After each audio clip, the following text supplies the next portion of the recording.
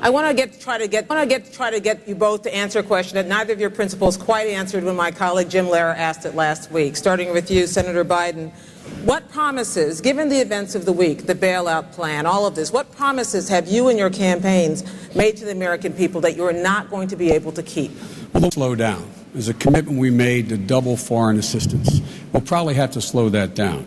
We also are going to make sure that we do not go forward with the tax cut proposals of the of John McCain, the existing one for people making over $250,000, which is $130 billion this year alone. We're not going to support the $300 billion tax cut that they have for corporate America and the very wealthy. We're not going to support another $4 billion tax cut for ExxonMobil. And what we're not going to also hold up on, Gwen, is we cannot afford to hold up on providing for incentives for new jobs by an energy policy creating new jobs. We cannot slow up on education because that's the engine that is going to give us the economic growth and competitiveness that we need. And we are not going to slow up on the whole idea of providing for affordable health care for Americans, none of which, when we get to talk about health care, is as the governor characterized.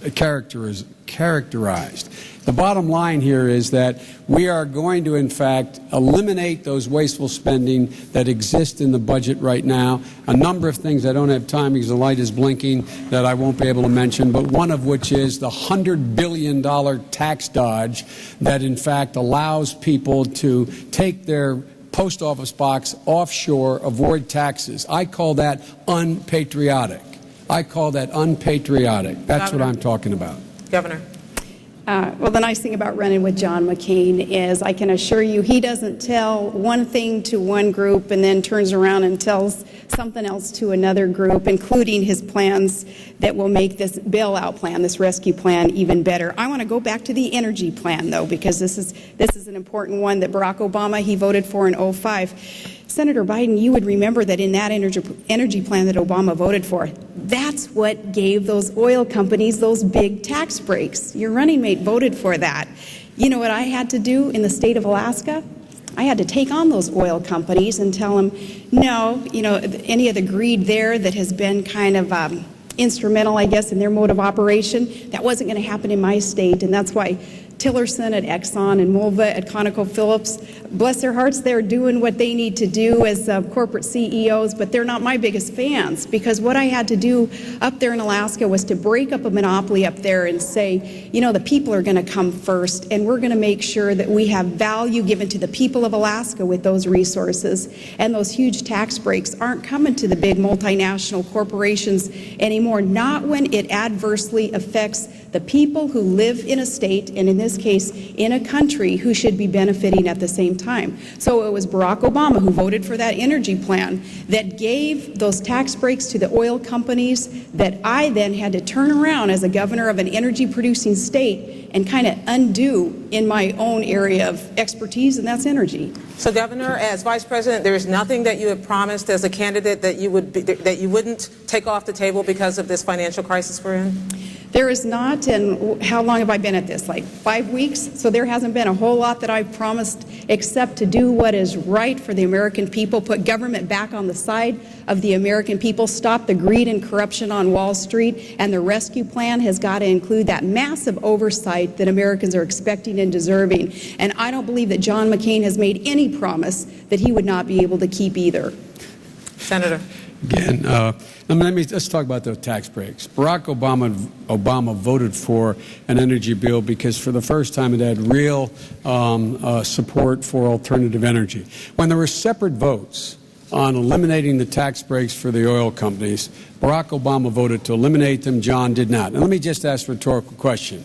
If John really wanted to eliminate them, why is he adding to his budget an additional $4 billion in tax cut for ExxonMobils of the world that, in fact, already have made $600 billion since 2001? And look, I agree with the governor. She imposed a windfall profits tax up there in Alaska. That's what Barack Obama and I want to do. We want to be able to do for all of you Americans, give you back $1,000 like she's been able to give back money to her folks back there. But John McCain will not support a windfall profits tax. They've made $600 $600 billion since 2001, and John McCain wants to give them all by itself, separate, no additional bill, all by itself, another $4 billion tax cut. If that is not proof of what I say, I'm not sure what can be. So I hope the governor is able to convince John McCain to support our windfall profits tax, which she supported in Alaska, and I give her credit for it. Next question, Governor Palin, still on the economy. Last year, Congress passed a bill that would make it more difficult for debt-strapped mortgage holders to declare bankruptcy, to get out from under that debt. This is something that John McCain supported. Would you have? Yes, I would have, but here again, there have been so many changes in the conditions of our economy in just even these past weeks, as there has been more and more revelation made aware now to Americans about the corruption and the greed on Wall Street. We need to look back even 2 years ago, and we need to be appreciative of John McCain's call for reform with Fannie Mae, with Freddie Mac, with the mortgage lenders too, who were starting to really kind of rear that head of abuse, and the colleagues in the Senate weren't going to go there with them. So we have John McCain to thank for at least warning people, and we also have John McCain to thank for bringing in a bipartisan effort people to the table so that we can start putting politics aside, even putting a campaign aside, and just do what's right to fix this economic problem that we are in. It is a crisis. It's a toxic mess, really, on Main Street that's affecting Wall Street. And now we have to be ever vigilant and also making sure that credit markets don't seize up. That's where the Main Streeters like me, that's where we would really feel the effects. Senator Biden, you voted for this bankruptcy bill. Senator Obama voted against it. Some people have said that mortgage holders really paid the price.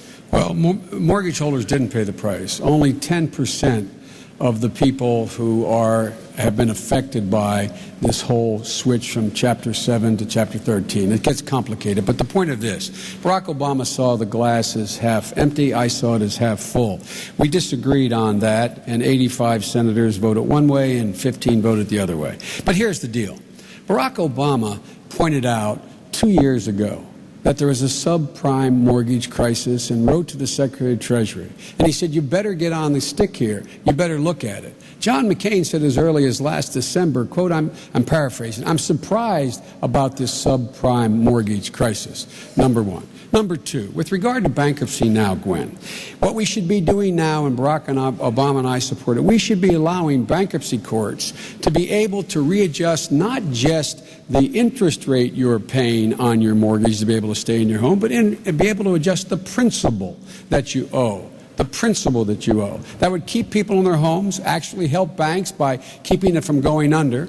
But John McCain, as I understand it, I'm not sure of this, but I believe John McCain and the governor don't support that. There are ways to help people now, and the ways that we're offering are not being supported by the Bush administration, nor do I believe by John McCain and Governor Palin. Governor Palin, is that so?